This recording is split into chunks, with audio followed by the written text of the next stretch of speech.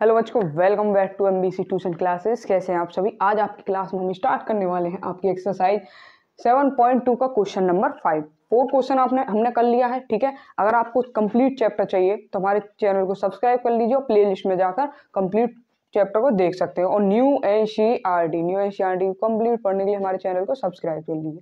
देखिए क्वेश्चन में क्या है आपका, find the ratio in which the line segment joining A1,5 and B-4,5 is divided by the x-axis. Also find the coordinate of the points of the division. Question में क्या कहा है मैं आपको समझा दूं आराम से। देखिए फाइंड द रेशियो, हमें क्या फाइंड करना है, ratio in which the line segment joining A and B is divided by the x axis. इस क्वेश्चन में कहा है कि कोई लाइन सेगमेंट है इस तरह से, ठीक है, उसके पॉइंट है ए पॉइंट क्या है 1,-5 एंड पॉइंट बी क्या है इसके -4,5। इसको डिवाइड किया गया है एक्स एक्सिस पर।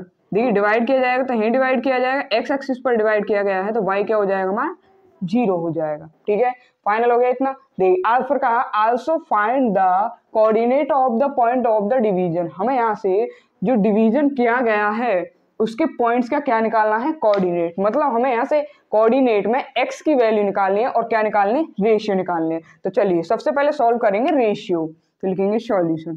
रेशियो सॉल्व करना है तो भाई रेशियो के लिए हमें क्या करना पड़ेगा, रेशियो दे नहीं रखा है कि रेशियो 1 लेके चलेंगे, लेट करके चलेंगे, लेट रेशियो इज के रेशियो 1। हमने क्या करा है, लेट कर लिया है कि हमारा जो रेशियो क्या है के रेशियो 1 मान लिया है। अब देखिए हमें ऐसे क्या फाइंड करना है आपका, एक मिनट, रेशियो निकालना है तो कौन सा फॉर्मूला यूज होगा, सेक्शन फॉर्मूला। कोऑर्डिनेट आपके ये दे रखे हैं लेकिन कोऑर्डिनेट में यहाँ x की वैल्यू नहीं दे रखी, तो हम क्या करेंगे y की वैल्यू लेके चलेंगे। मतलब कि हम लेके चलेंगे y वाला, मतलब देखिए m1 y2 plus m2 y1 upon y1 plus y2।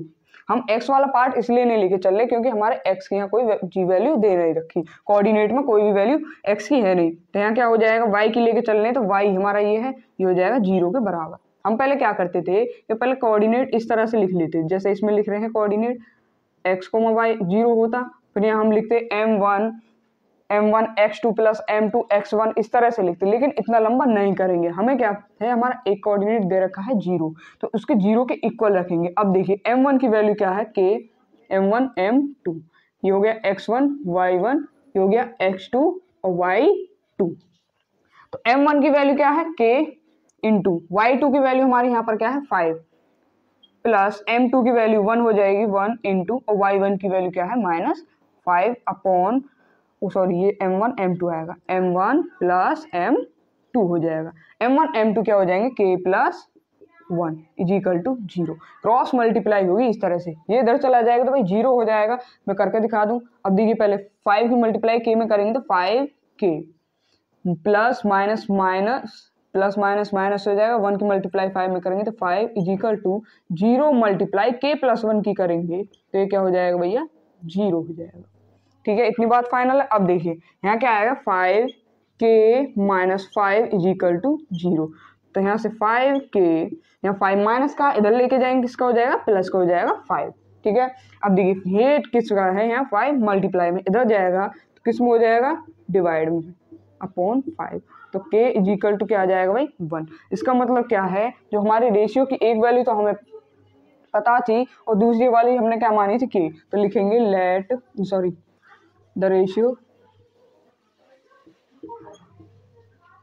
n ही ज्यादा बनता, रेशियो क्या है हमारे यहाँ k रेशियो 1 थे तो k की वैल्यू क्या निकल गई 1 k की वैल्यू निकल गई। अब देखिए हमारे क्या फाइंड हो गए, रेशियो फाइंड हो गए। अब हम क्या निकालेंगे यहाँ से कोऑर्डिनेट फाइंड करेंगे। तो देखिए कोऑर्डिनेट फाइंड करने के लिए हमें यहाँ से x की वैल्यू फाइंड करनी पड़ेगी। तो जब तो देखिए रेशियो निकाला था, जब y वाले लेके चले थे, जब हमें यहाँ x की वैल्यू निकालनी है तो कौन से वाला सेक्शन फॉर्मूला में क्या लगाएंगे, x वाला। तो लिखेंगे यहाँ पर सेक्शन फॉर्मूला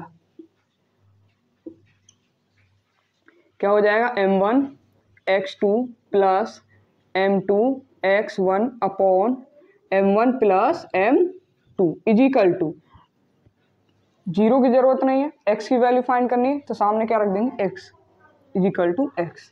m1 क्या है हमारा, देखिए m1 की वैल्यू क्या निकल के आई है 1 और m2 की वैल्यू है 1।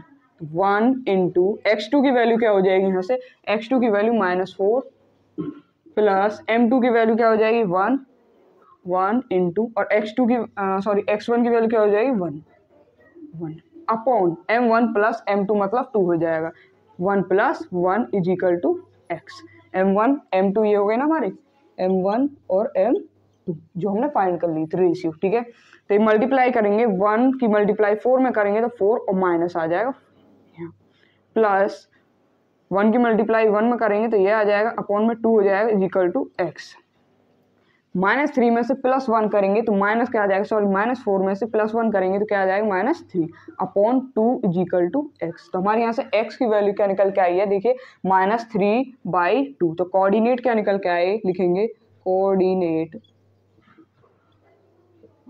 क्या निकल के आए, x, 0 थे, क्या निकल के आए यहाँ पर x, 0 की जगह x आ गया -3/2, 0। ये आपके क्या निकल के आए, कोऑर्डिनेट। इस तरह से इस क्वेश्चन का कंप्लीट सॉल्यूशन होना।